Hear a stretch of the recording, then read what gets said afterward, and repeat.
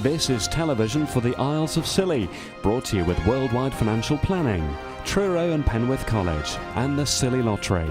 From Radio Scilly, this is scillytv.com.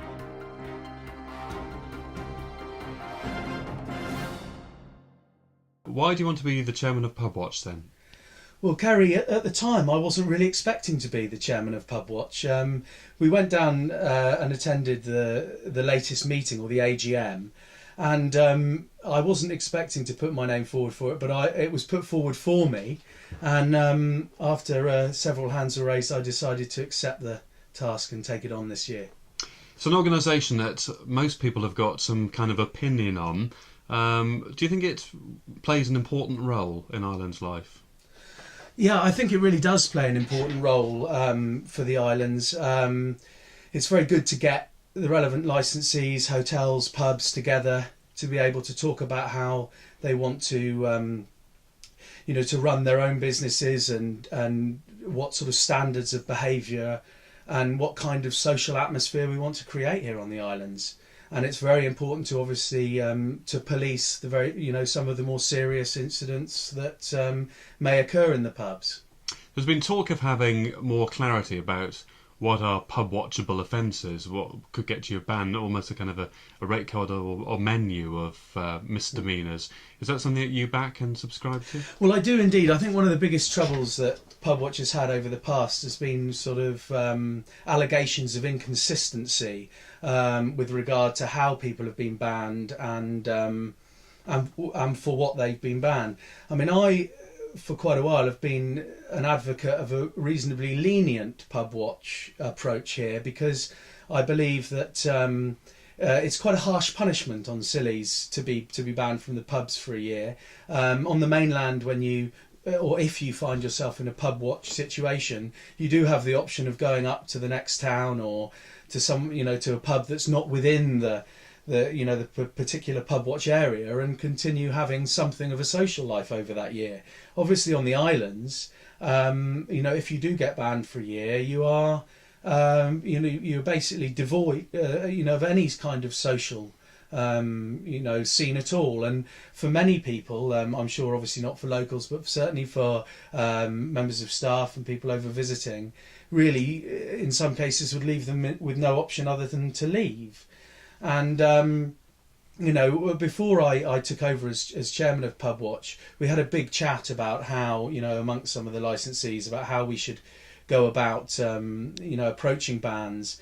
And one of the ideas, or one of the theories, was that we should actually, unlike the mainland, who have a very set sort of Pubwatch constitution, was to try and sort of put forward a few new things which would be more suitable here, like smaller bans, more limited bans, which would act more as a slap on the wrist without perhaps ruining people's lives.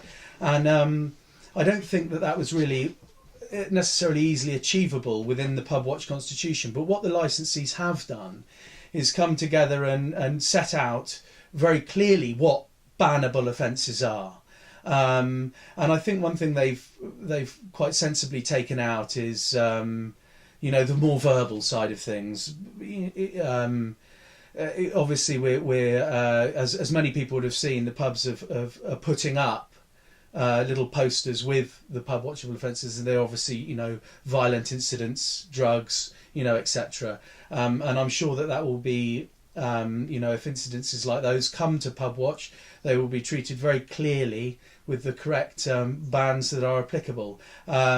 Obviously, more minor issues are not going to be necessarily brought to Pubwatch, except in the cases of consistent repeat offence, but will of course and can of course be dealt with by the particular premises. So it's very important to realise that you don't have to be banned by Pubwatch to be banned from a particular pub. If somebody, it will remain the licensee's prerogative to put in a ban for anybody from their premises for anything that they feel that they should. But I think we've made it now very clear what the banning offences will be, and I'm hoping for a degree of sense with that, and that we've found a good middle ground. The Pubwatch rules and regulations are ones which are provided through National Pubwatch, and a lot of areas, obviously, that have significant crime and disorder issues. Do you think, then, from what you're saying, that in Scilly, a lot of those rules on that document may not really apply because we don't have such a number of issues or such serious misdemeanours? Yeah, I do. I mean, I'm a great believer in the fact that the Isles of Scilly is a very special location, that it has a lot of unique aspects to it, and not just Pubwatch, but many sort of national rules and regulations do not necessarily apply very well or easily here, often fly in the face of common sense. And I suppose, in my belief, yes, some of the Pubwatch rules and constitutions would be better here if they were allowed to be slightly, bent or changed to suit our particularly unique situation. How do you see the driving of Pubwatch? Should it be something that's just purely and simply for the licensees, or should it be something that the community has an input into, or should it be something that the police have an input into and they say, we want this to happen in this way? I think obviously first and foremost the licensees have to be fully in charge of the decisions that are made within Pubwatch. It should be solely down to the licensees to make those decisions. The community has, of course, the opportunity to express concerns or affect their opinion on a licensee. They can write any sort of letters over, certain incidences to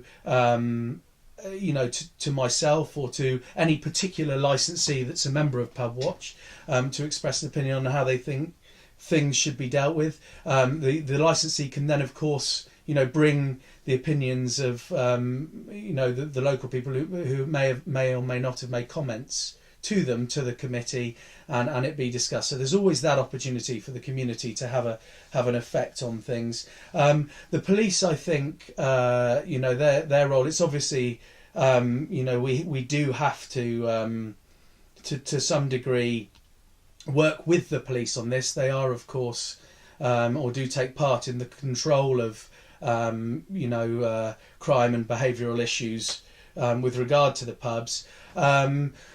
I believe that the police should really be there to provide advice to the licensees on criminal issues, but that the decisions made within Pubwatch remain solely with the licensees and should not in any way really be influenced by the police, nor should there be any control over Pubwatch and its procedures, from the police.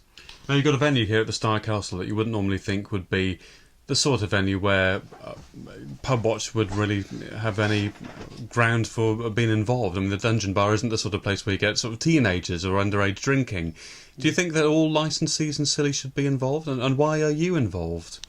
Well, that's a very good question. In the first couple of years of Pubwatch being here on the islands, I wasn't involved. I didn't get... I didn't see, for the exact reasons you've pointed out, quite how I would be all that helpful to Pubwatch, and I'm sure that several of other people within the hotel side of the hospitality industry here probably felt the same. You're entirely correct. We don't necessarily have a large quantity of the younger element of the community coming up here to socialise, and therefore obviously do not have some of the more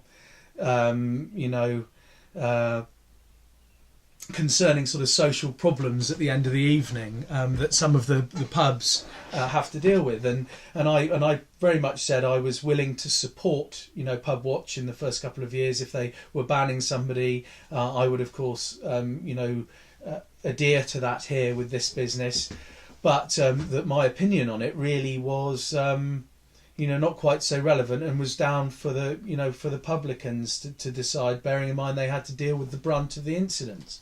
I've changed my mind on it because we obviously have a number of staff up here at the hotel, and younger people working with us that are involved in the social scene on the islands. We obviously have